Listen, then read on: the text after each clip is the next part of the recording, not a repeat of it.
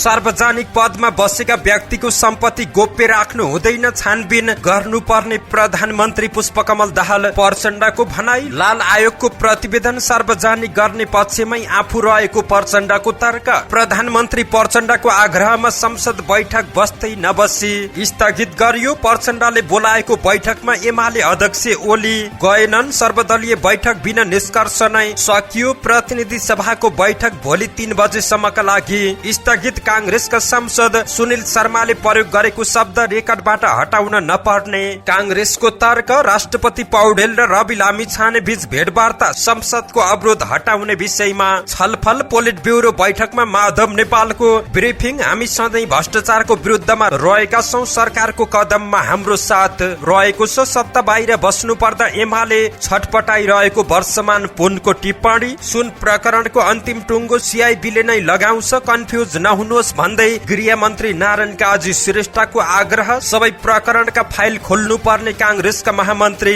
गगन थापाको भनाई। आफ्ना मान्छे जोगाउन सरकारले अनुसन्धानमा संलग्न प्रहरी अधिकारीलाई पनि सरुवा गरेको एमालेको आरोप। सदन अवरोधमा सरकार र प्रतिपक्ष दुवै दोषी भएको शेखर कोइरालाको भनाई। सुन तस्करीको छानबिनमा उच्च स्तरीय संयन्त्र बन्न सक्ने राजेन्द्र लिङदेनको भनाई। ललिता निवास जग्गा प्रकरणमा ठूलै गडबड भएको राष्ट्रिय स्वतन्त्र पार्टीका सभापति रवि लामिछानेको जिकिर। एमाले विरुद्धको चौतर्फी घेराबन्दी तोड्न सबै कमिटीलाई चलायमान बनाउने पदमा अर्यालको घोषणा। कोशी प्रदेशमा उद्धव थापाको सरकारलाई आपत। एमाले र राप्रपाका 9 जेठा सांसदले आज एकैसाथ बिदा लिँदै कोशी नामाकरणमा माओवादीको आत्मसमीक्षा, नाम परिवर्तन गर्नुपर्ने निर्णय। साउदीको तेल र नेपालको पानी साटफेर गरौं भन्दै साउदी राजदूतसँग पर्यटन मन्त्री सुदन किराँतीको आग्रह। काठमाडौँ महानगरपालिकाले कक्षा 6 देखि 10 सम्मका विद्यार्थीलाई दिवा खाजाको व्यवस्था गर्दै शहर सबैका लागि कि धनीका लागि मात्रै भन्दै महानगर विरुद्ध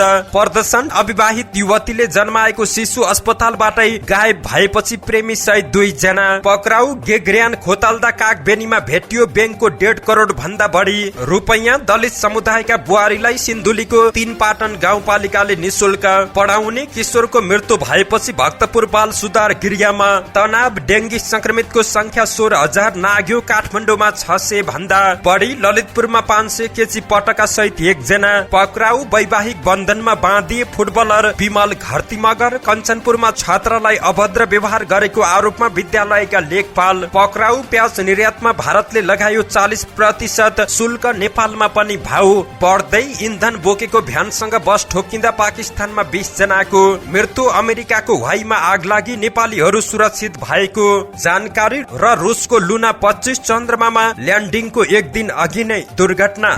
दर्शक महानुभाव नमस्कार, तपाईँ हेर्दै हुनुहुन्छ नेपाल पोस्ट। म गोविन्द चपागाई। आज मिति विक्रम सम्म 2080 भदौ महिनाको 4 गते सोमबार। यस विषयमा 2023 अगस्त 21 तारिक। यसै गरी आज साउन शुक्ल पञ्चमी तिथि सँगै नाग पञ्चमी व्रत पनि रहेको छ। यहाँहरू सम्पूर्णलाई नाग पञ्चमीको शुभकामना व्यक्त गर्न चाहन्छौ। दर्शक महानुभाव सदा चाहिँ आज पनि उपस्थित भएका छौं। विशेष गरी देशको पछिल्लो राजनीतिक अवस्था के कस्तो रहेको छ त विभिन्न नेताहरूको टीका टिप्पणी, देश तथा विदेशमा घटेका घटना, स्वास्थ्य सम्बन्धी जानकारी, डेंगू बढ्दै लगायत आज दिनैभरि कहाँ के हुँदैछ त शुभ बिहानी सँगै सम्पूर्ण जानकारीहरू लिएर यहाँ सामु उपस्थित भएका छौं। दर्शक महानुभाव, हामीलाई कुन ठाउँदेखि हेर्दै हुनुहुन्छ अनि कस्तो लाग्दैछ त हामी प्रति कुनै प्रतिक्रिया छन् भने कृपया तलको कमेन्ट बक्समा आफ्नो प्रतिक्रिया उल्लेख गर्न सक्नुहुन्छ। तपाईको प्रतिक्रियालाई मनन गर्दै अगाडि बढ्नेछौं। दर्शक बिन सकेसम्म देशैभरिका अपडेटलाई समेट्ने कोसिस गर्नेछौं। समाचार समय अवधिसम्म हामी सँगै रहनुहोला। हाम्रो मेहनतको लागि यो भिडियोमा एउटा लाइक भने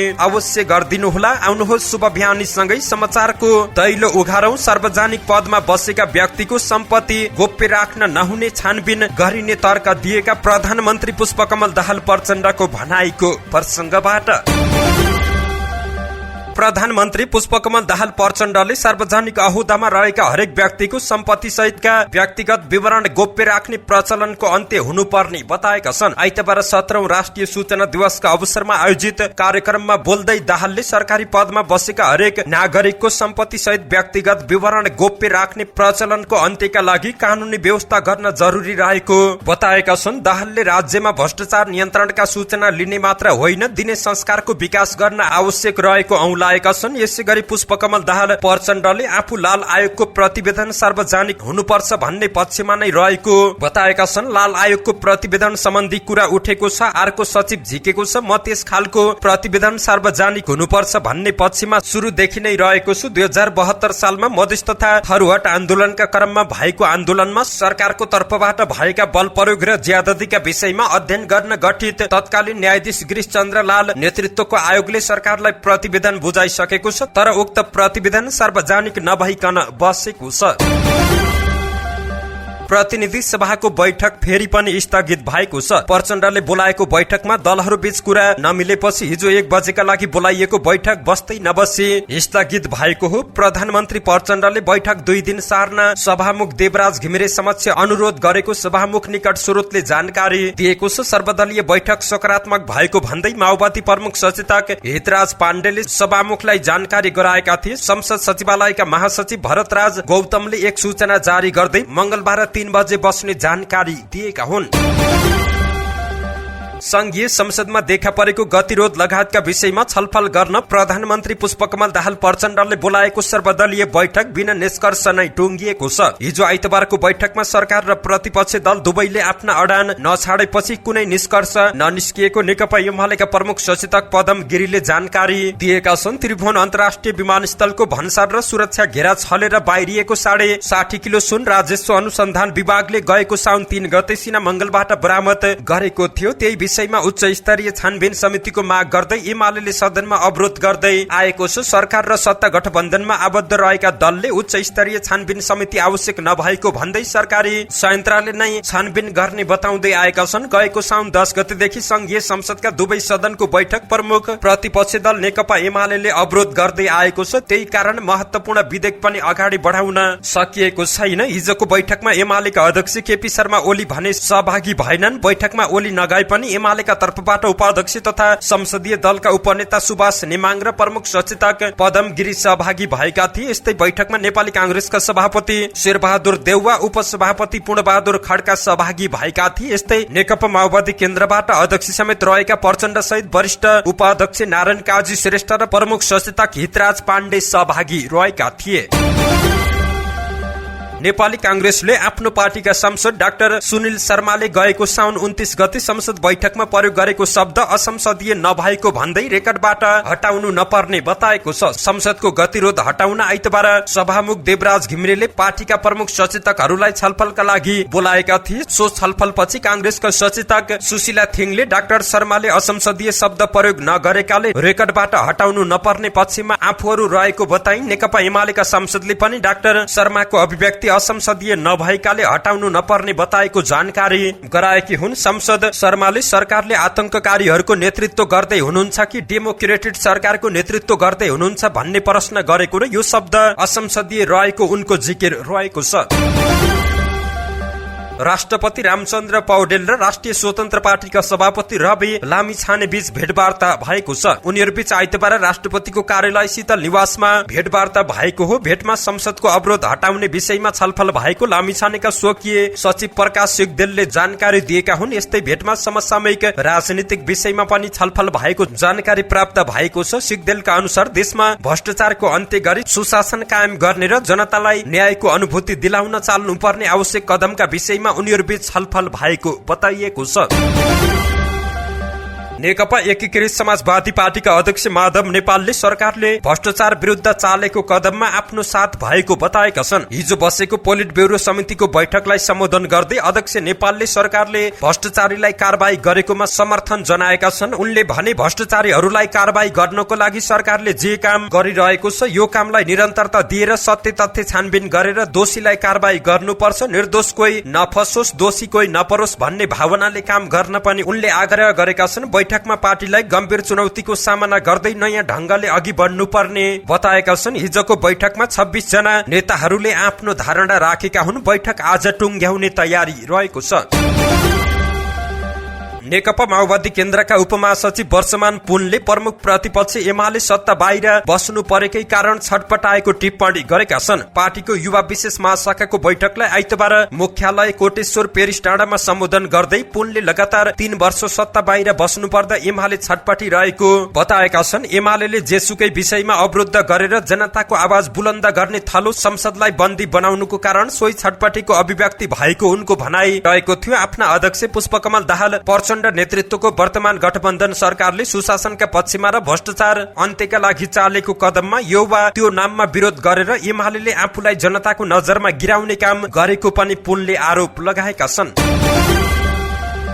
उप प्रधान तथा गृह मन्त्री नारायण काजी श्रेष्ठले त्रिभुवन अन्तर्राष्ट्रिय विमानस्थलबाट बरामद भएको 60 किलो सुन प्रकरणको अनुसन्धानको टुङ्गो सीआईबीले नै लगाउने बताएका छन्। आइतबार सिंहदरबारमा प्रधानमन्त्री पुष्पकमल दाहाल प्रचण्डले बोलाएको शीर्ष नेताहरूको बैठकबाट बाहिरिने क्रममा गृह मन्त्री श्रेष्ठले सुन प्रकरणको अनुसन्धान नेपाल प्रहरीको केन्द्रीय अनुसन्धान ब्युरो सीआईबीले गरिरहेको र उसैले निष्कर्षमा पुर्याउने दाबी गरेका छन्। सुन प्रकरणमा सीआईबीले अनुसन्धान गरिरहेको छ उनले भने। सीआईबीले नै अन्तिम टुङ्गो लगाउँछ, यसमा कुनै कन्फ्युज नहोस्। गृह मन्त्री श्रेष्ठले हिजोको बैठकमा संसदको गतिरोध अन्त्यबारे गम्भीर छलफल भएको बताएका छन्। उनले मंगलबारदेखि संसद खुल्ने विश्वास व्यक्त गरेका छन्। सुन प्रकरणमा सत्ता पक्ष र प्रतिपक्ष बीच सहमति नजोड्दा पटक पटक बस्दै आएको बैठक निष्कर्षविहीन बन्दै आएका छन्। साउन 2 गते त्रिभुवन विमानस्थलबाट भन्सार चेक जाँच भई बाहिरिएको 60 किलो सुन प्रकरणको अनुसन्धानका लागि उच्च स्तरीय छानबिन समितिको माग गर्दै एमाले संसद अवरोध गर्दै आइरहेको छ। सुन प्रकरणमा सुरुमा राजस्व अनुसन्धान विभागले गरे पनि हाल सीआईबीले गरिरहेको छ। यो प्रकरणमा 18 भन्दा बढी व्यक्ति पक्राउ परिसकेका छन्। नेपाली कांग्रेसका महामन्त्री गगन कुमार थापाले देशलाई हानि पुर्याउने भ्रष्टाचार सहितका सबै किसिमका प्रकरणमा फाइल खोल्नु पर्ने बताएका छन्। नेपाली कांग्रेस शिव 87 नगर समितिको प्रथम नगर सम्मेलनको उद्घाटन गर्दै महामन्त्री थापाले वर्तमान सरकारले विभिन्न समयका भ्रष्टाचार लगायत प्रकरणका फाइल खोलेर छानबिनको प्रक्रिया शुरू गरेकोमा केही आशा भएको बताएका छन्। सबै ती फाइल खोलेर अनुसन्धानको प्रक्रियालाई तीव्रता दिनुपर्नेमा उनले जोड दिएका छन्। विभिन्न प्रकरणमा संलग्नलाई राजनीतिक आस्थाका रूपमा नहेरी निष्पक्ष छानबिन गरी दण्डित गर्नुपर्छ उनले भने। चुनौतीलाई अवसरका रूपमा बदल्न कांग्रेसले अगुवाई गर्नुपर्ने थापाको भनाई रहेको छ। उनले भने 2084 सालको निर्वाचनको चिन्ता होइन, 2080 देखि नै देशको अवस्था परिवर्तनमा हामी सबै एक भएर लागेपछि देशको मुहार फेर्न सकिन्छ। कांग्रेसका नेता तथा कार्यकर्ता चुनावका लागि मात्र नभएर जनताको परिवर्तनका निम्ति सक्रिय भई जुट्नु पर्ने उनको भनाई रहेको छ। प्रमुख प्रतिपक्षी दल नेकपा एमाले सरकारले आफ्ना मान्छेलाई जोगाउन सुन तस्करी छानबिनमा संलग्न भएका प्रहरी अधिकारीहरूलाई सरुवा गरेको आरोप लगाएको छ। एमालेका सचेतक महेश बर्तौलाले सत्ता पक्षकै नेताहरू सो प्रकरणमा मुछिएपछि सरकारले उनीहरूलाई उन्मुक्ति दिने गरी अनुसन्धानमा संलग्न अधिकृतलाई सरुवा गरेको बताएका छन्। आइतबार संघीय संसद भवन परिसरमा संचारकर्मीमाझ उनले सीआईबी लगायत सरकारी निकाय सत्ता पक्षले आफ्नो इशारामा चलाउने काम भएपछि आफूहरूलाई त्यसले स्वतन्त्र र निष्पक्ष ढंगले सुन तस्करीको अनुसन्धान गर्ला भन्ने नलागेको जिकिर गरेका छन्। सचेतक बर्तौलाले सुन तस्करी प्रकरणको छानबिनका लागि उच्च स्तरीय छानबिन समिति बनाउनु पर्ने आफ्नो पार्टीको मागको औचित्य झनै पुष्टि भएर गएकाले त्यसबाट पछि हट्न नसक्ने उनको अडान रहेको छ। सत्ता गठबन्धन प्रमुख घटक नेपाली कांग्रेसका नेता शेखर कोइरालाले संसद बैठक चल्न नदिन सरकार र प्रतिपक्ष दुवै दोषी रहेको बताएका छन्। आइतबार संघीय संसद भवन परिसरमा संचारकर्मीहरूले राखेको जिज्ञासामा उनले संसद तत्काल सुचारू गराउन संयोजनकारी भूमिका निर्वाह गर्न सरकारसँग आग्रह गरेका छन्। देश र जनताको कुरा गर्ने थलो भएकाले संसद बैठक छिटो भन्दा छिटो सुचारू गराउनु पर्ने उनको भनाई रहेको छ। सदन चलाउने कुरा देश र जनताका लागि आवश्यक भएकाले त्यस्ता कुरामा राजनीतिक दलहरूले अडान लिन नहुने पनि कोइरालाको भनाई रहेको छ।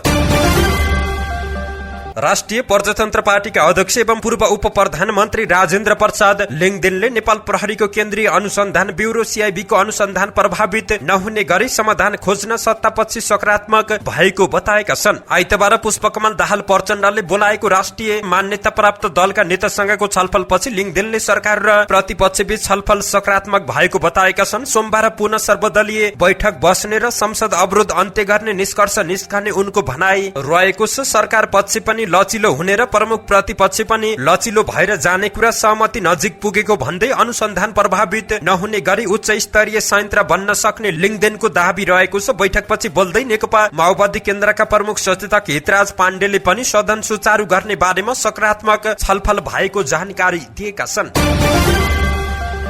राष्ट्रिय स्वतन्त्र पार्टीका सभापति रवि लामिछानेले ललिता निवास जग्गा प्रकरणमा सिआइबीलाई निर्णयकर्ता सबैको बयान बिनाको अपुरो अधुरो फाइल पेश नगर्न आग्रह गरेका छन्। आइतबार सामाजिक सञ्जाल मार्फत उनले सिआइबीलाई निर्णयकर्ता सबैको बयान बिनाको अपुरो अधुरो फाइल पेश गरी गैर कानूनी आदेश नमान्न आग्रह गरेका छन्। सिआइबीले गैर कानूनी आदेश नसुनोस् नमानोस्, ललिता निवास प्रकरणका निर्णयकर्ता सबैको बयान नै बिनाको अपुरो अधुरो फाइल पेश नगरोस्। गृहमन्त्री ज्यू केही त गडबड ठुलै गडबड छ भन्दै उनले सामाजिक सञ्जालमा लेखेका छन्।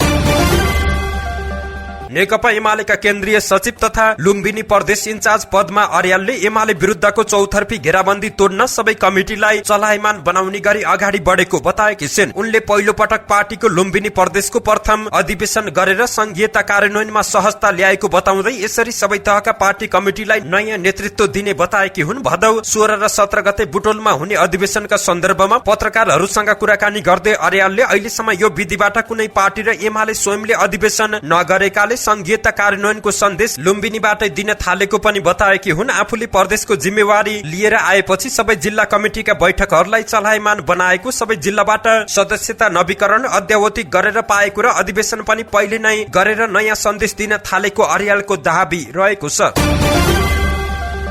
कोशी प्रदेशका मुख्यमन्त्री उद्धव थापाले विश्वासको मत लिने दिन सोमबारको प्रदेश सभा बैठकमा उपस्थिति हुन नसक्ने भन्दै नेकपा एमाले र राप्रपाका ज्येष्ठ सदस्यहरूले निवेदन दिएका छन्। कोशी प्रदेश संसद सचिवालय कार्य व्यवस्था शाखामा उनीहरूले घरायासी कारण देखाएर हिजो बेग्ला बेग्लै निवेदन दर्ता गराएका छन्। कोशी प्रदेश सभा सचिवालयका प्रवक्ता गौतम राज आमात्यले एमालेका सांसदहरू रोहित बहादुर कार्की, मालती कुमारी लिम्बू, रामप्रसाद महतो, तारादेवी ढकाल, खड्गबहादुर बस्नेत, किशोर चन्द्र दुलाल र ज्ञानेन्द्र सुवेदीले निवेदन दर्ता गराएको जानकारी दिएका हुन्। उनीहरू मध्ये किशोर चन्द्र दुलाल भने अमेरिकामा रहेका छन्। अरू सबैले संसद सचिवालयमा उपस्थित भई निवेदन दर्ता गराएको आमात्यले जानकारी दिएका छन्। यस्तै राप्रपाका अमर बहादुर विष्ट र गोपाल बहादुर विश्वकर्माले संसदमा उपस्थित हुन नसक्ने भन्दै निवेदन दिएका छन्। सत्ता गठबन्धनले गयानन्द मण्डललाई मन्त्री बनाएपछि एमाले र राप्रपाका सांसदहरू प्रदेश सभामा ज्येष्ठ सदस्यको लाइनमा रहेका छन्। उनीहरू पछि नेपाली कांग्रेसका अमृत अर्यालको पालो आउँछ। अर्याल भन्दा ज्येष्ठ सदस्य रहेका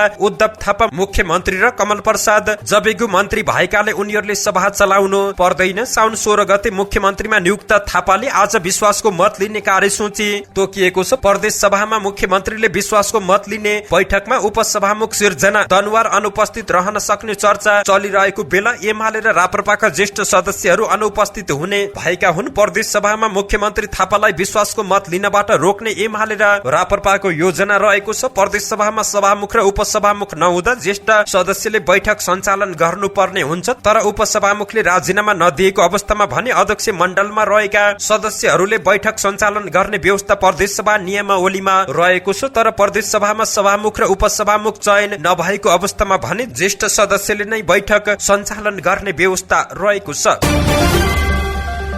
यसैगरी प्रदेशको नाम कोशीमा मतदान गरेर गम्भीर गल्ती गरेको भन्दै नेकपा माओवादी केन्द्र प्रदेश समितिले आत्मआलोचना गरेको छ। माओवादी केन्द्र प्रदेश नम्बर 1 कोशी प्रदेशले पठाएको आन्तरिक परिपत्रको 7 नम्बर बुँदामा पार्टीले नामाकरणको सम्बन्धमा कमजोरी गरेको भन्दै बहुपहिचानको आधारमा पुनः नामाकरण गर्न पहल गर्न उल्लेख गरिएको छ। प्रदेश नामाकरण सम्बन्धमा भएको कमजोरीको समीक्षा गरी 1 नम्बर प्रदेशको नाम बहुपहिचानको आधारमा पुनः नामाङ्कन गर्न प्रदेश पार्टी र संसदीय दलबाट व्यापक पहल गर्ने निर्णय गरिएको छ। परिपत्रमा उल्लेख रहेको छ। माओवादीले आफ्ना निर्णय सार्वजनिक गर्न आयोजना गरेको पत्रकार सम्मेलनमा पनि नामाकरणको विषयमा उल्लेख रहेको छ।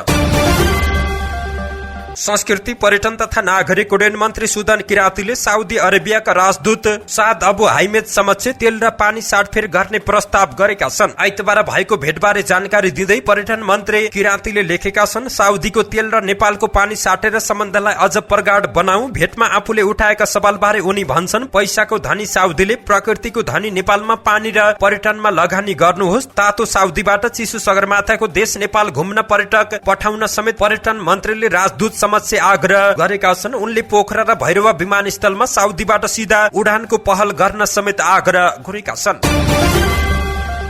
काठमाडौँ महानगरपालिकाले कक्षा 6 देखि 10 सम्मका विद्यार्थीलाई दिवा खाजाको व्यवस्था गर्ने भएको छ। गत वर्ष कक्षा 8 सम्म दिँदै आएको खाजा महानगरले यस वर्ष कक्षा 10 सम्मका विद्यार्थीलाई दिने व्यवस्था गरेको महानगरपालिका शिक्षा विभागका अधिकारी सीताराम कोइरालाले जानकारी दिएका छन्। उनका अनुसार संघीय सरकारले कक्षा 6 सम्म प्रति विद्यार्थी रु 15 रुपियाँ दिँदै आइरहेकोमा महानगरले गत वर्षदेखि रु 10 रुपियाँ थप गरेर 25 रुपियाँ बनाएको थियो। सामुदायिक विद्यालयमा प्रारम्भिक बाल विकासदेखि कक्षा 5 सम्म अध्ययनरत विद्यार्थीका लागि सरकारले दिँदै आएको रु 15 मा महानगरले रु 15 थप गरी 30 रुपियाँ पुर्याएको पनि कोइरालाको भनाई रहेको छ। यही भदौदेखि कक्षा 6 देखि कक्षा 10 सम्मलाई पनि दिवा खाजाको व्यवस्थापन गर्न महानगर अन्तर्गत शिक्षा विभागले विद्यालयलाई पत्रचार गरेको छ।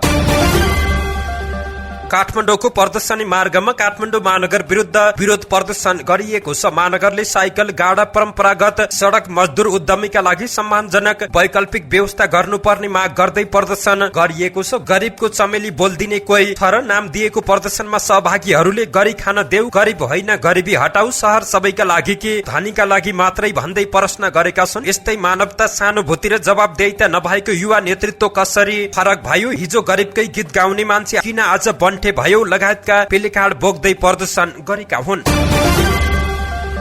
विराटनगरको ग्रीन क्रस अस्पतालबाट एक नवजात शिशु गायब पारिएको छ। अविवाहित युवतीबाट जन्मिएको शिशु हराएको घटनामा 2 जना पक्राउ परेका छन्। प्रहरीले अन्दाजी 68 वर्षीय डाक्टर तपेश्वर लाल कर्ण र बच्चाको बाबु भनिएका पुरुषलाई पक्राउ गरेको छ। प्रसूति तथा स्त्री रोग विशेषज्ञ डाक्टर कर्ण विराटनगर स्थित कोशी अस्पतालका पूर्व मेडिकल सुपरिन्टेन्डेन्ट पूर्व मेसु समेत रहेका छन्। सरकारी सेवाबाट अवकाश पाएका उनले दिपेश मेडिकल नामक क्लिनिक चलाउँदै आएका थिए। उनी ग्रीन क्रस अस्पतालमा पनि काम गर्ने गरेका छन्। प्रहरीका अनुसार भोजपुरको हतुवागढी गाउँपालिका 4 घर भएका 27 वर्षीय पुरुष र ती युवती 2 वर्षदेखि प्रेम सम्बन्धमा रहेको खुलासा भएको छ। युवतीको गर्भ बसेपछि प्रेमीले उनलाई विराटनगर लिएर आएको मोरङ प्रहरीका प्रवक्ता डीएसपी रञ्जन कुमार दाहालले जानकारी दिएका हुन्। उनीहरू सुरुमा ग्रीन क्रस अस्पताल नजिकै रहेको दिपेश मेडिकल क्लिनिकमा गएका थिए। उक्त क्लिनिकमा प्रसूति तथा स्त्री रोग विशेषज्ञ डाक्टर तपेश्वर लाल कर्णले गर्भवतीको परीक्षण गरेका थिए। लगतै उनले युवतीलाई प्रसूति का लागि अस्पताल भर्ना गरेको पाइएको छ। वास्तविक परिचय लुकाएर अस्पताल भर्ना गरिएको छ। व्यथा लाग्ने औषधि खुवाएर प्रसूति गराएपछि युवतीलाई अस्पतालले असार 14 गते दिउँसो डिस्चार्ज गरेको थियो। अस्पतालले बिदा दिएपछि आफूलाई प्रेमीले इटाहरी लिएर गएको युवतीले बताएकी छिन्। बच्चा बिना नै टेम्पूमा राखेर उहाँले मलाई इटाहरी पुर्याउनु भयो। बस पार्क छेउको होटलमा कोठा लिएर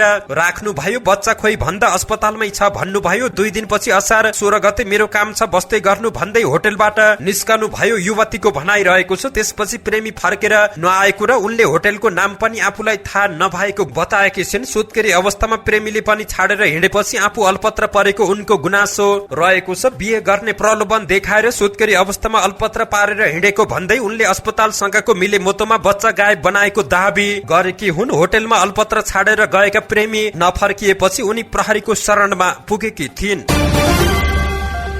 गएको आइतबार आएको बाढीले खण्डहर बनाएको कागबेनी क्षेत्रमा प्रभु र इन्भेस्टमेन्ट ब्याङ्कको 1.5 करोड भन्दा बढी रकम फेला परेको छ। गेग्रियान खोताल्ने क्रममा सेना प्रहरी र स्थानीयवासी समेतको समूहले आइतबार प्रभु ब्याङ्कको 51,62,266 रुपियाँ फेला पारेको प्रमुख जिल्ला अधिकारी अनुप केसीले जानकारी दिएका छन्। प्रभु ब्याङ्कको भवन नै बाढीले बगाएको थियो। भग्रावशेष खोताल्ने क्रममा ब्याङ्कको लकर फेला परेको हो। लकर भित्र 51,62,226 रुपियाँ रहेको जानकारी ब्याङ्कले दिएको थियो। प्रजिया केसीले जानकारी दिएका छन्। यस्तै बाढीले मेगा ब्याङ्कमा पनि क्षति पुर्याएको थियो। बाढीले थुपारेको गेग्रियान पन्छाउने क्रममा मेगाको पनि हराइरहेको 1,05,32,964 रुपियाँ फेला परेको इलाका प्रहरी कार्यालय कागबेनीका प्रहरी निरीक्षक मिलन बहादुर विकाले जानकारी दिएका छन्। सिन्धुलीको 3 पाटन गाउँपालिकाले दलित समुदायका बुहारीहरूलाई निशुल्क पढाउने भएको छ। गाउँपालिका क्षेत्रभित्रका सरकारी तथा सामुदायिक क्याम्पसमा स्नातक वा सोभन्दा माथिल्लो तहमा अध्ययन गरिरहेका र गर्न चाहने बुहारीहरूलाई क्याम्पसमा लाग्ने भर्ना शुल्क नलिने निर्णय गाउँपालिकाले गरेको छ। बुहारीलाई स्नातक वा सोभन्दा माथिल्लो तह अध्ययनका लागि क्याम्पसमा लाग्ने भर्ना शुल्क लगायत गाउँपालिकाले नै बेहोर्ने निर्णय भएको छ। गाउँपालिकाले निकालेको सूचनामा भनिएको छ कार्यक्रमबाट लाभ लिनका लागि बुहारी भाइ सासू वा छोरी भाइ आमाले आफ्नी बुहारी छोरीलाई स्नातक स्नातकोत्तर तहको कुनै पनि वर्ष वा सेमेस्टरमा भर्ना गर्न स्वयंले क्याम्पसमा लैजानु पर्ने व्यवस्था पनि गरिएको छ। भक्तपुर बाल सुधार गृहमा किशोरको मृत्यु भएको छ। रामेछाप मन्थली नगरपालिका 3 का 18 वर्षीय कमल बस्नेतको आइतबार बिहान मृत्यु भएको हो। उनी बलात्कार आरोपमा 3 वर्षदेखि सुधार गृहमा रहेका थिए। शनिबार राति बेहोस भएका बस्नेतलाई आइतबार बिहान उपचारका लागि भक्तपुर स्थित नागरिक अस्पतालमा लगिएको थियो। अस्पतालले केही बेरमै मृत घोषणा गरेको जिल्ला प्रहरी परिसर भक्तपुरका डीएसपी वसन्त पाठकले जानकारी दिएका हुन्। सब पोस्टमार्टमको लागि काठमाडौँ मेडिकल कलेज पठाइएको छ। बालकको मृत्यु भएपछि सुधार गृह परिसरमा उनका आफन्तले प्रदर्शन गरेका छन्। उनीहरूले सुधार गृहको लापरवाहीका कारण कमलको मृत्यु भएको आरोप लगाएका छन्। ढाडमा निलो डाम र दायाँ खुट्टा सुनिएको थियो, त्यसैले कुटपिट भएको हो। मृतकका भिनाजु विनोद बुढाथोकीको भनाइरहेको छ। उनका अनुसार हिजो बिहान पौने 7 बजे सुधार गृहले फोन गरेपछि आफन्त लिएर अस्पताल पुगेका थिए। उनीहरूलाई कमल बिरामी परेको थाहै नभएको पनि बताइएको छ। नेपालमा यो वर्ष डेंगी संक्रमितको संख्या 16,000 नाघेको छ। एपिडेमियोलोजी तथा रोग नियन्त्रण महाशाखा ईडीसीडी को तथ्याङ्क अनुसार गत जनवरी यता 16,267 जनामा संक्रमण पुष्टि भएको छ। डेंगीका कारण यो वर्ष 12 जनाको मृत्यु भएको छ। डेंगीबाट सबैभन्दा धेरै कोशी र बागमती प्रदेशमा प्रभावित भएका छन्। कोशीमा 12,021 र बागमतीमा 2,657 जना संक्रमित भएका छन्। काठमाडौँ उपत्यकाका 3 जिल्लामा गरी 625 जना संक्रमित भएका छन्। अगस्त महिनाको 19 दिनमा देशभर 8,424 संक्रमित थपिएका छन्। प्रहरीले 500 केजी भन्दा धेरै पटाका सहित एकजनालाई पक्राउ गरेको छ। कुपनडोल कानदेवता स्थानबाट 28 वर्षीय जितेन्द्र कुमार जयसवाललाई पक्राउ गरिएको छ। उनको स्थायी घर 12 को कलैयामा बताइएको छ। उनलाई प्रहरीले गोदाममा 21 बोरामा रहेका 500 केजी भन्दा बढी पटाका सहित पक्राउ गरेको छ। उनलाई विस्फोटक पदार्थ सम्बन्धी कसुरमा आवश्यक अनुसन्धान तथा कारबाहीका लागि जिल्ला प्रहरी परिसर ललितपुरमा पठाइएको छ। नेपाली राष्ट्रिय फुटबल टिमका फरवार्ड विमल घरती मगरले लगन गाँठो कसेका छन्। उनले प्रेमिका लीना प्रधानसँग हिजो आइतबार भद्रकाली मन्दिरमा विवाह गरेका हुन्। लीना मालदिव्समा होटल व्यवस्थापनको काम गर्छिन्। उनीहरूबीच 5 वर्ष भन्दा लामो समयदेखि प्रेम सम्बन्ध रहेको थियो। विमलले पछिल्लो समय मच्छिन्द्र र पारो एफसी बीचको खेलमा प्लेयर अफ द म्याच हुँदाको गोल प्रेमिकाको नाममा समर्पण गरेका थिए। कञ्चनपुरमा छात्रलाई अभद्र व्यवहार गरेको आरोपमा प्रहरीले एक विद्यालयका लेखपाललाई पक्राउ गरेको छ। भीमदत्त नगरपालिका 10 को सिद्धनाथ माध्यमिक विद्यालयका लेखपाल वीरेन्द्र प्रसाद जोशीलाई पक्राउ गरेको प्रहरीले जानकारी दिएको छ। जिल्ला प्रहरी कार्यालयका प्रवक्ता प्रहरी नायब उपरीक्षक डीएसपी प्रकाश डाँगीले जोशीले विद्यालयमा अध्ययनरत 15 वर्षकी बालिकामाथि अभद्र व्यवहार गरेको आरोपमा पक्राउ गरिएको जानकारी दिएका छन्। लेखपालले छात्रालाई अभद्र व्यवहार गरेको भन्दै आइतबार विद्यार्थीहरूले विद्यालयमा प्रदर्शन गरे थिए। उनीहरूले जोशीलाई कड़ा कारबाहीको माग गरेका छन्। जोशीलाई पक्राउ गरिए पनि पीडित पक्षले अहिलेसम्म किटानी जाहेरी भने दर्ता गराएका छैनन्। घटनाबारे अनुसन्धान भइरहेको प्रहरीले जानकारी दिएको छ। आन्तरिक बजारमा तरकारी महँगिँदा भारतले प्याजको निर्यातमा 40% शुल्क लगाएको छ। आइतबारको भारतको अर्थ मन्त्रालयले तत्कालदेखि आउँदो डिसेम्बर 31 सम्म लागू हुने गरी प्याजको निर्यातमा 40% कर लगाएको छ। विश्वको सबैभन्दा ठूलो प्याज निर्यातकर्ता भारतले तोकेको भन्सार शुल्कले नयाँ दिल्लीको आउँदो निर्वाचन अघि स्थानीय मूल्य घटाउन मद्दत गर्ने ठानिएको छ। यो सँगै भारतबाट आयात गर्ने नेपाल लगायत मुलुकलाई पनि प्याजको मूल्यमा चर्को भार पर्न सक्ने बताइएको छ। पाकिस्तानको पूर्वी पंजाब प्रान्तको हाफिजाबाद जिल्लामा आइतबार यात्रुवाहक बस दुर्घटना हुँदा 20 जनाको मृत्यु भएको छ। आइतबार यात्रुवाहक बसले अर्को सवारी साधनलाई ठक्कर दिँदा लागेको आगोले अन्य 15 जना घाइते भएका छन्। फैसलाबाद टोल प्लाजाको राजमार्गमा बिहान इन्धन बोकेको पिकअप भ्यानसँग बस ठोकिएर आगलागी भएको थियो। उद्धार कर्मीहरूले घाइतेलाई उपचारको लागि अस्पतालमा भर्ना गराएका छन्, जसमा 3 जनाको अवस्था गम्भीर रहेको बताइएको छ। अमेरिकाको हावाई राज्यको माउन्ट टापु स्थित लाइना शहरमा डढेलोका कारण फैलिएको आग लागिमा कोही पनि नेपालीहरू प्रभावित नभएको त्यहाँ स्थित नेपाली संस्थाले जानकारी दिएको छ। सोसाइटी अफ नेपालीजका उपाध्यक्ष मनध्वज रायका अनुसार डढेलो लागेको टापुमा कोही पनि नेपाली घर परिवारको बसोबास रहेको छैन। त्यो टापुमा एउटा नेपाली परिवार बस्ने गरेको भए पनि उनीहरू 2 वर्ष अगाडि हावाई राज्यको राजधानी सरेको जानकारी प्राप्त भएको छ। त्यो टापुमा जहाजमा आधा घण्टामा पुग्न सकिने पनि राईले जानकारी दिएका छन्। टापुहरूको राज्य हावाईमा करिब 250 जति नेपालीहरूको बसोबास रहेको बताएको छ। विभिन्न संघ संस्थाले राहतका लागि रकम संकलन र लत्ता कपडा संकलन गर्दै आएकोमा नेपालीहरूले राहत प्रदान गरेका छन्। रुसको लुना 25 अन्तरिक्ष यान चन्द्रमामा दुर्घटनाग्रस्त भएको छ। रुसले यो अभियान भारतको चन्द्रयान 3 मिसनको केही दिन अघि सुरु गरेको थियो। यो मानव रहित यान चन्द्रमाको दक्षिण ध्रुवमा ल्यान्डिङ गर्न लागेको थियो, तर यसअघि नै प्राविधिक गडबडीका कारण दुर्घटनामा परेको बताइएको छ। यो अपरिचित कक्षमा गएर चन्द्रमाको सतहसँग ठोकिएको बयानमा भनिएको छ। रुसले चन्द्रमाको दक्षिणी ध्रुवमा पुग्न भारतको चन्द्रयान 3 सँग प्रतिस्पर्धा गरिरहेको थियो। भारतको चन्द्रयान 3 अर्को साता चन्द्रमाको सतहमा अवतरण हुन लागेको छ। अहिलेसम्म कुनै पनि देश चन्द्रमाको दक्षिणी ध्रुवमा पुग्न सकेका छैनन्। यद्यपि अमेरिका र चीनले चन्द्रमाको सतहमा ल्यान्डिङ गरिसकेको छ। पछिल्लो झण्डै 50 वर्षमा यो चन्द्रमामा रुसको पहिलो अभियान रहेको थियो। यो यानले सोमबार अवतरण गर्नुपर्ने तालिका रहेको थियो।